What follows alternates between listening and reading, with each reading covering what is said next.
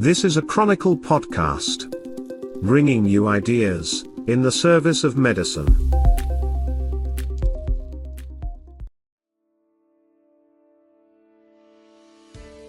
Greetings and welcome to Shear Listening Pleasure with your host, me, Neil Shear. I'm a recently retired academic dermatologist. Over my career, I have been inspired by my many colleagues and trainees who are dedicated to helping people with major life-altering skin conditions. Some people don't recognize dermatology as a real medical specialty. Oh, but is it ever? From the many stories of patients and providers, I hope we can inspire others. We will travel across Canada to delve into inspirational contributions to improve the quality of life of others. Very few specialties have as many diverse diseases as dermatology. So without any gory photos, just friendly chats, we will take you into a world behind the scenes, a world of caring, compassion, and inspiration.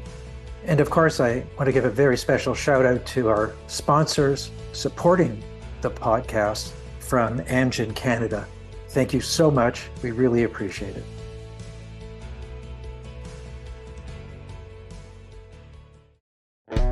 With knowledge beyond measure, discussions you will treasure. It's sheer, listening pleasure. The reason we have this podcast today is to honor a person who was one of the many contributors to the Skin of Color writing challenge, if you will, for residents in Canada. And we had a lot of really great submissions. But there was one person who did stand out, and that was Samantha. And I'm talking to her today about this. And Samantha's a resident in the French program in Montreal. And what stage are you at now? It's a bit complicated because I'm supposed to be in my second year, but I took a maternity leave in the middle of my first year. So right now I'm finishing up my first year. So as of next month, I'll be in my second year.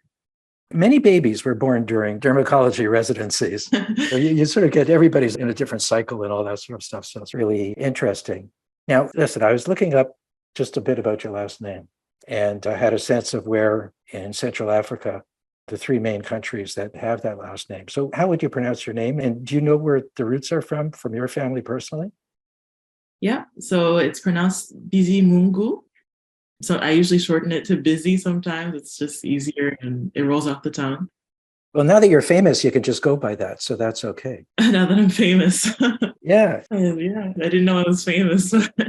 But yeah, it's from Rwanda. Both of my parents are from Rwanda, and they came here when they were students. So I was born in Canada, but my roots, my blood is 100% Rwandan. Okay. Yeah, because according to my research in that region, of course, there were three major countries with that last name, but Rwanda was by far much more popular in terms of that. And it's very nice that you kept it. Sometimes people change these names when they move. And whenever I had students like that, I said, honestly, in a couple of years, you'll regret that and you'll just go back to your family name because it has real meaning and roots, especially if you've left those roots. Do you still have family there? Yes, most of my family is still there. So, I have my direct family, my parents and my sisters who are here in Canada. And I have some family in France, but the rest are all still in Rwanda. Oh, that's great. Well, listen, I just remember reading your submission. And I just want to give background for people who are listening and may not know that there's this DiTIDE program that was developed by I'll just say the Chronicle group, to get together people to look at issues. Now, just to understand where the letters for DITI, et cetera, come from, that it was, for dermatology industry task force on inclusivity and diversity and equity, and which started, wasn't just like, oh yeah, this is a hot topic now, let's talk about it. This has been going back at least, maybe, I don't know, I could be corrected, but 3-4 years.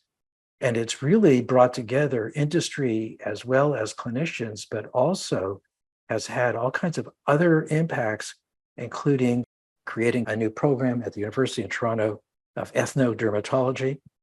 And that was a big deal. We still have more to come. It takes time for the university to go through all the stages, but that's a big deal. And all the many meetings, Skin of Color, as well as for Indigenous populations, and to hear their stories and how they're recognizing both their perspective to respect the past and the land in many other areas. So there's a lot of bits and pieces around here. And just in our little chatting online before this, I start to think about all these overlaps. It isn't just black skin and brown skin and, oh yeah, yellow skin, whatever that means, which just sounds horrible to me. But just to have this idea of the issues that go with them in terms of risks of certain diseases and looking at access to care. There have been some very good programs. I don't know, University of Toronto, we've been very lucky to be able to get attention from the university to support skin of color. But this book, so what did this mean to you, I guess, I suppose is really a good starting point. When you saw this, what did you think? I can't imagine. It's not something every day where you hear that somebody wants to hear your story. Yeah, I was really surprised when I saw the email about this contest that was being launched for dermatology residents. As soon as I saw it, I knew that it was something that I wanted to participate in because ever since I was in medical school, I was always really passionate and really involved with advocacy work and like promoting diversity and inclusion in the medical field. And I brought that with me into dermatology. And I love to write too. It's something I don't have the time to do as much as I used to before medical school. But when I have the chance to, I like to write. And I wrote like a similar sort of article in the past for the CMAJ. So I immediately knew that I wanted to participate in this contest. So yeah, it came a bit short notice for me.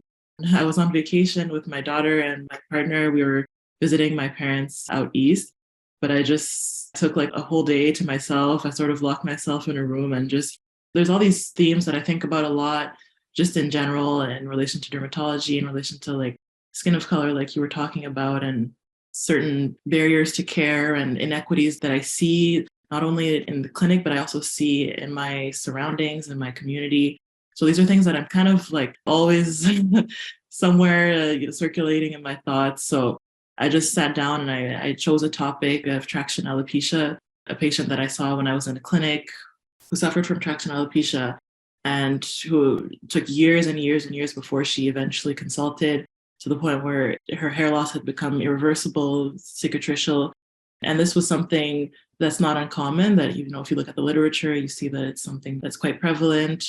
So just taking that clinical encounter, I just delved deeper into the topic of what are the reasons why she would maybe take a long time before consulting a doctor? What are the reasons why she would even have this condition called traction alopecia? We know that it's linked to wearing certain hairstyles in a repetitive fashion and for a long period of time. So why would someone who's experiencing hair loss continue to do the thing that's causing her hair to fall out? Well, you have to look at other factors. So it was really fun for me to just take like a deep dive into that topic and write the article. And I'm happy that it turned out to be a good article. And I'm happy that the committee was impressed with the article. So. Well, it was engaging, and using an example, it's always like one case, one person. We can learn so much from one person, and it shines a light in the whole area. You turn on one light bulb and the whole room lights up.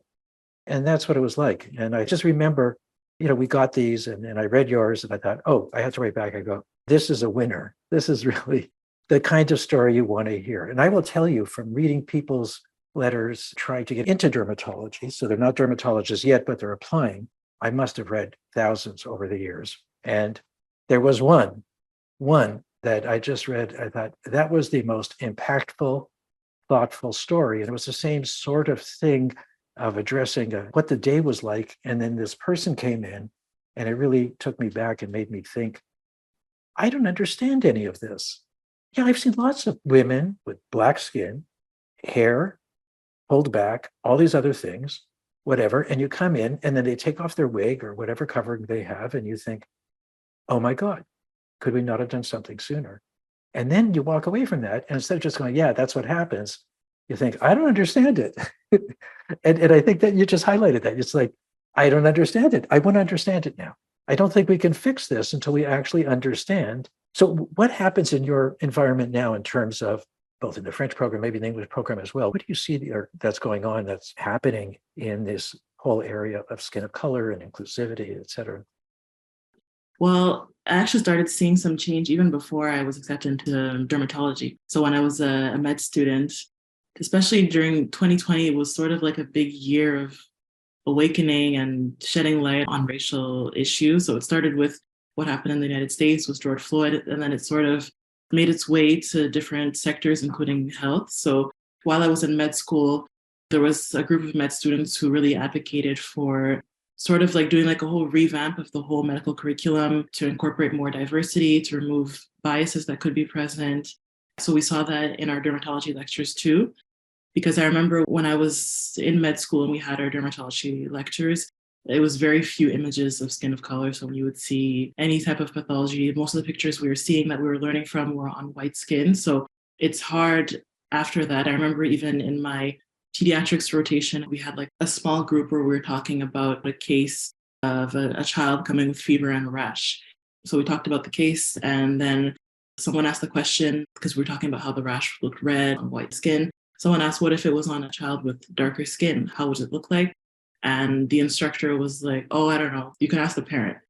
And I found that kind of insensitive. And I feel like it really is one of those things that kind of stuck with me, that I think as medical experts, we need to make more of an effort. We can't just rely on asking the parents. Yes, it could be like it can help, it can give us a clue, but we need to do more. So those students who advocated for revamping the medical curriculum, they also advocated for having more images of skin of color and teaching the differences when we learn about skin conditions. So that's something that happened, but more towards the end of when I was finishing med school. So I didn't really see the product of it. But I think just in general, I've been seeing a lot in dermatology that we're incorporating more and more images of skin of color. One thing that I really like is when I look up to date for when I look at any skin condition, a lot of times they'll have an image on lighter skin and on darker skin. So it's really good for our learning, for us as trainees who are going to become independent dermatologists and who are going to be receiving these patients who have different skin tones. It's good to be trained to recognize skin conditions in all skin types. So yeah, I'm seeing a lot of positive change. It's unfortunate that it took so much time for it to start happening, but I think now it's becoming very widespread, and I think it gives me hope for the future of dermatology. Yeah, that's a good way to put it. It's such a challenging area, and you're seeing this now from a dermatology perspective, that all the wonderful stuff we do for some very, very severe diseases, very impactful diseases, all these sorts of things. Now, when you're in clinics, I would think you obviously could be very multilingual. I mean, how many different languages and dialects do you speak? Do you know? Well, I speak French and English. I have an intermediate level of Spanish, and I understand a bit of my parents' mother tongue, but unfortunately, I don't speak it. But you can understand it. Some of it, yes. Yeah, but I don't, not enough to really, for example, to be able to treat a patient who only speaks that language. Okay, because years ago, two of our fellows did go to Africa to spend a month there, just to see what was going on and all that stuff, just for their own learning. They weren't there, to save them. People were doing fine. They didn't need them. Yeah. But they were there to learn. And there's nothing like doing that. Actually, Haiti used to be a place that people could go to for that, but now it'd be too dangerous to do. So there's all kinds of things. That's the other thing that's quite different in the provinces. In Ontario, people of black skin have come from many different areas, but a lot from the US with the Underground Railroad, et cetera. And then over years, things have changed. Not that was such a wonderful, easy thing to do. That was a very life-threatening experience. And in Quebec, you have Haitians and other groups that come through, and you sort of see based on the languages that people came from, where they ended up. It's sort of interesting and different, and yet it's a diversity that makes it really interesting. I mean, once you get a handle of that. So where do you go now? There's no race, to finish. Do you have some sort of, game plan, or is just day to day, get your exams done, et cetera? It's hard to say because I am still early on in my training, but I am interested in hair loss, especially in like the types of hair loss that affect Black women more commonly, and that seem to be a bit less researched than other types of hair loss. It's an interest of mine. We'll see if over the years, if I'm able to pursue like some specialized training in that.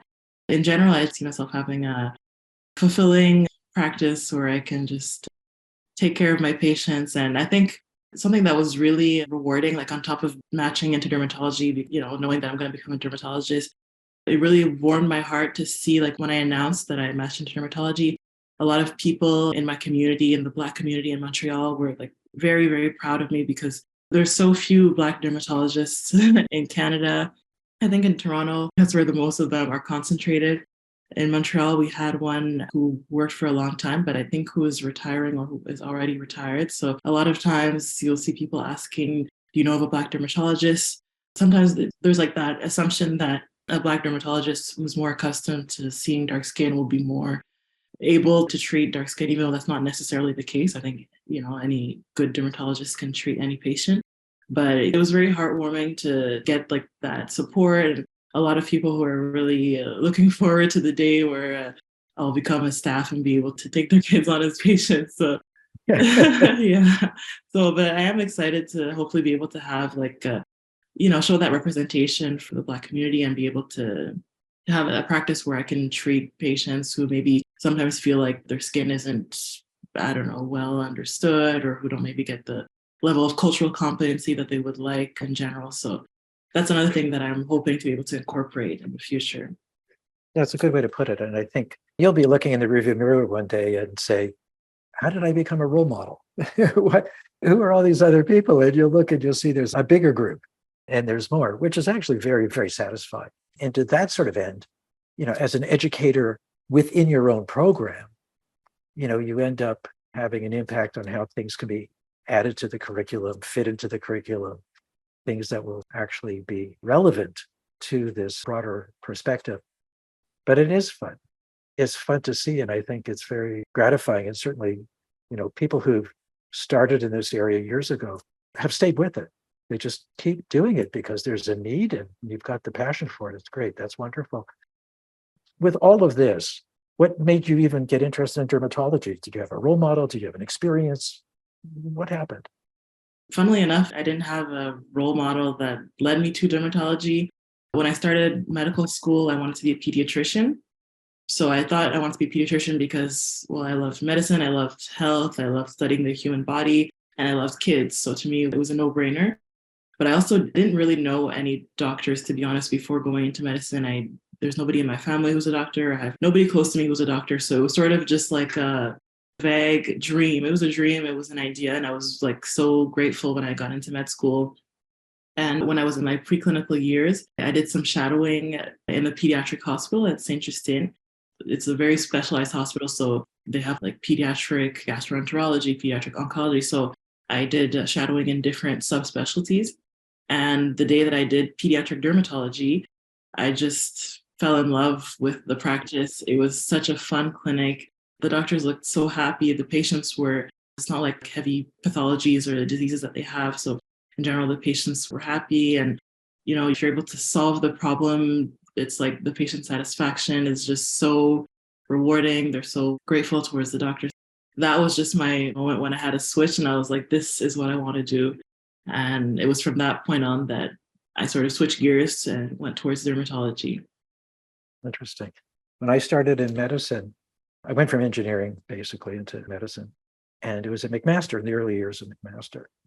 And I started chatting with people and I started to think, wait, what's going on here? And I would say at least 50% of the class had one parent or two who were doctors. And I thought, hey, wait a minute. This is cheating. This is stacked. Of course. So one, if they want to get a rotation somewhere, they just ask, their dad and the dad, oh yeah, come up to the clinic or something. And me, I don't know who to talk to.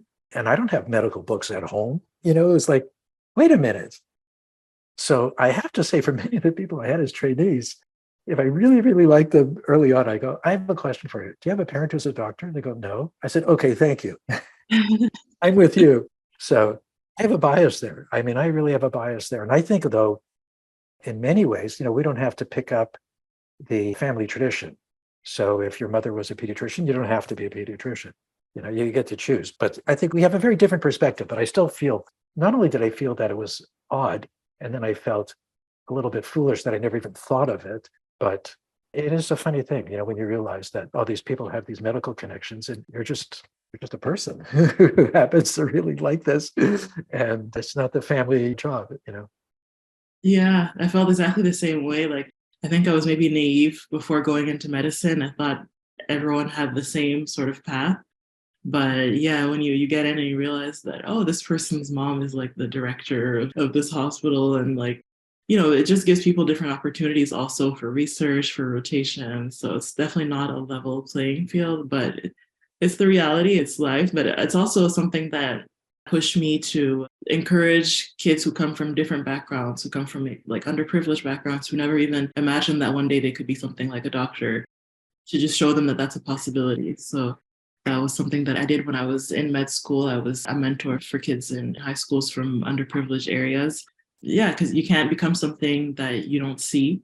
So, I think it's also important to just give those opportunities to kids from all walks of life, because it's not necessarily because you come from a poor background that you don't have what it takes to become a doctor. Maybe it wasn't mentioned to you when you were in high school. They didn't tell you what classes you had to take and all these sorts of things. So, Yeah, we don't have a club for this. We should have a club.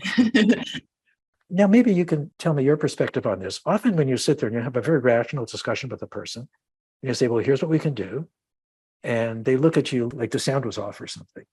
And you think, well, so what do you want to do? I don't know. But you're here. I think we should do this. Are you okay with that? And I don't know. And you think, are they just depressed or what's going on? You must see that, yes? yeah, we do see it sometimes. And yeah, it's hard to sometimes connect or like to pierce through and to sort of understand there's like different types of patients, and some are very much on board, like they everything that the doctor says, like they seem to be really enthusiastic about, but some, like you said, you're not too sure, you can't really read them. But in cases like the one that we're talking about with the hair loss, maybe trying to understand, maybe there are certain things that they can't do. Maybe they have to keep up a certain appearance for their job or for, whatever it may be. But it's tough. It's tough sometimes. Yeah, no, it's good the job's a good example. It's good to get to the root. I have to say, I got to the point, almost every patient I saw, I would just say, what kind of work do you do? And they go, I don't work. I said, well, are you working? What do you do? Are you at home? What's going on? Oh, we just had a kid. Okay, you get a story. It's the first thing I want to hear. It just gives you some sort of quick perspective of where that person is in their lifeline at that point. And especially if you think it might be very stress driven, but also what they value most. Some people with very bad skin disease just want the back of their hands look nice because they're in sales and people won't get near them. And they go, well, listen, everything else would be a bonus, but that's what I want to get done. And you can make me better all over my body, but if my hands are still bad, you failed. They don't say it that way, but I think most people are just happy if you ask. Anyways, it's a lot of fun. It's a lot of fun. Dermatology, at the end of the day, is a lot of fun. And there are other specialties, I'm sure, when you go home, all you can think of is, I'm so glad I didn't have that disease. But in dermatology, you go home and you think, gee, look at all the people we helped today. And the other thing I will say is, when people ask why you went in, I said, I looked at a bunch of options of things that I would like. And obviously surgery is out of it. I'm not a surgeon. I'm not even close. But I did want to be able to be like in my 50s and still be able to go to my kids' party and for their birthday party and stuff like that, and not been called out to do something. So, it was a bit of a lifestyle decision. As it ended up, it was a very harsh lifestyle, but it was not the end of the world. It was still there. I was in the right place at the right time. And it's nice, you sound like you really know you're in the right place at the right time. You're not looking for other opportunities other than doing what you're doing. Yeah, I'm very happy where I am. Isn't that nice? It's so nice. You catch up with your classmates, I'm sure too, from undergrad, and they go, why are you smiling all the time? It's because it's okay. We're allowed to do that. It is special. Well, that's really great. We were just talking a little bit about all the overlaps between the diseases and everything like that. But, it's hard in this venue. There's a lot of work to do. But anything that you'd like to talk about before we finish? Well, happy Black History Month. Yes, Black History Month. We were going to talk about that. So you can't undo the past. Apparently, it seems like you can't change the future sometimes. But, from your perspective, and here we are, it happens to be in Black History Month. So we both brought that up. What does it mean to you?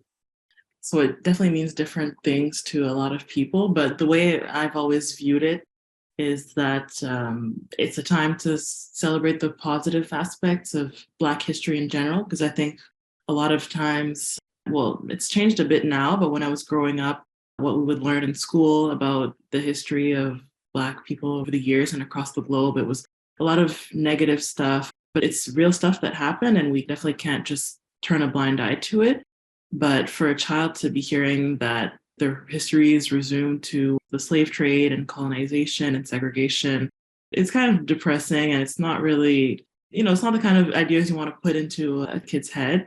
So for me, Black History Month is the time to just look at the positive things that Black people and Black cultures have contributed to the world were in health. So I think it's fun to sort of look back. Even I took the time these past few weeks to just look in dermatology, who are some Black doctors who have had a positive impact on dermatology or just in general in different fields, and just celebrate positivity.